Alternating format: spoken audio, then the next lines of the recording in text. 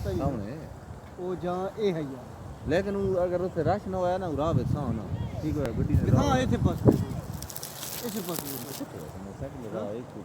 Motorcycle दे तो बीच में नहीं। लबती कच्चे टिकरियां वो सब के पता राह साफ ना जहाँ है ना रेट तो सही लगना नहीं राह जेड़ा उतरो आना तो तू उधर ही तेई होसी ना हिदो राह आना ना पानी दे भी जेड़े बड़े यार फैमिली उतनी देखी हर महीना अपने सिस्टम में जो ना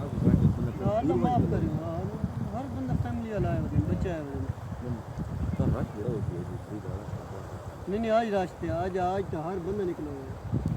बारह और नए नसीब में इतने बंदा पीछे निकले कल देखो यार नहीं